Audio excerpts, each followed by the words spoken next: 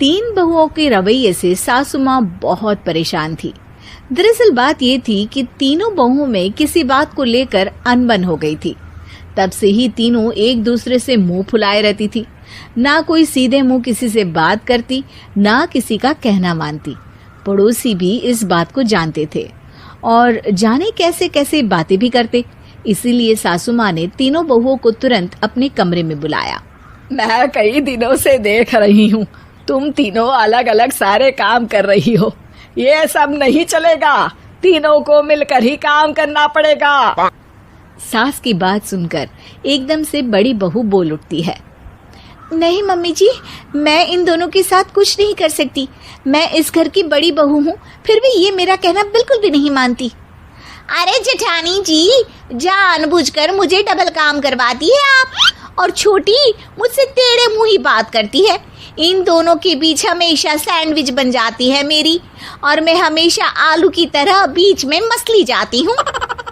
Mummy जी, इन दोनों को लगता है कि मैं छोटी हूँ तो इनके पैरों तले दब जाऊंगी, लेकिन नहीं, मेरा भी उतना ही अधिकार है जितना इन दोनों का है। बड़ी आई दोनों मेरी चुगली करने के लिए, मुझे क्या कम समझ रखा है।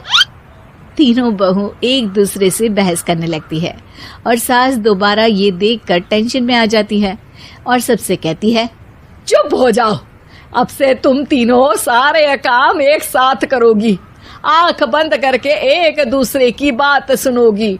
तुम तीनों इस बात को गांठ बांध लो, वरना अगली छुट्टियों में तुम्हारा अपना मायके जाना कैंसिल। सास की बातें सुनकर डर के मारे तीनों हामी भर देती हैं।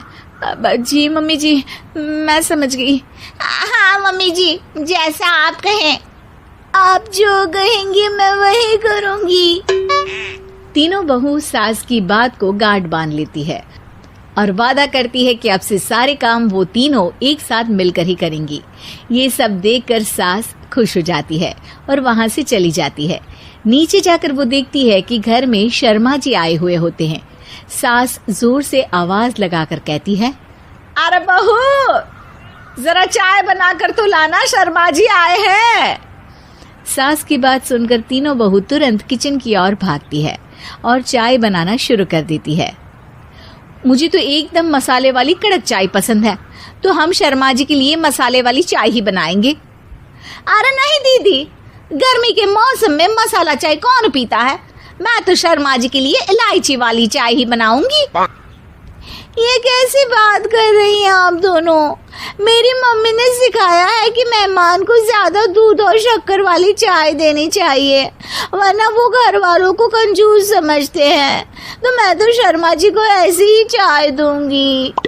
तीनों बहुएं अपने अपने तरीके से चाय में शक्कर, मसाला, पत्ती सब डाल देती है। उबलने के बाद तीनों मिलकर चाय बाहर लेकर जाती है और शर्मा जी और सासू माँ को देती हैं।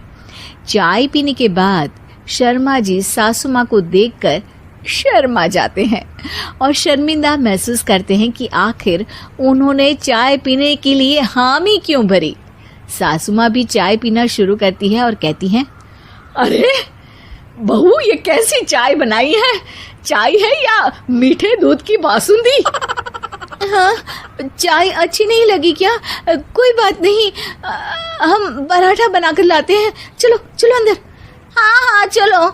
हाँ, आती हूँ मैं भी। नहीं नहीं, मेरा पेट चाय ने ही चौपट कर दिया, वही काफी है। पराठे से पोपट नहीं करवाना, मैं तो चलता हूँ। शर्मा जी चुपचाप पतली गली से निकल जाते हैं। अगले दिन सास बहुओं से कहती है, अरे बहू, जाओ जाके ऊपर के गेस्ट हाउस की सफाई कर दो। कल हमारे यहाँ मेरे दूर के रिश्तेदार आने वाले हैं, तो पूरे कमरे को चमका देना, समझी?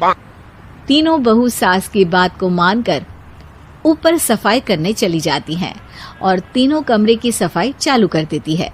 बड़ी बहू मकड़ी के जाले साफ करती है, तो बीच वाली झाड़ू लगाना और छोटी वाली सर्फ डालकर जमीन धोना शुरू कर देती है।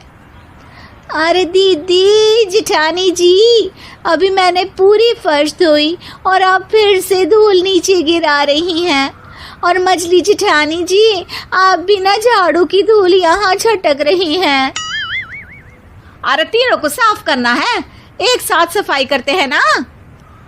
अरे वही तो, हम साथ साथ हैं, घर साफ साफ है।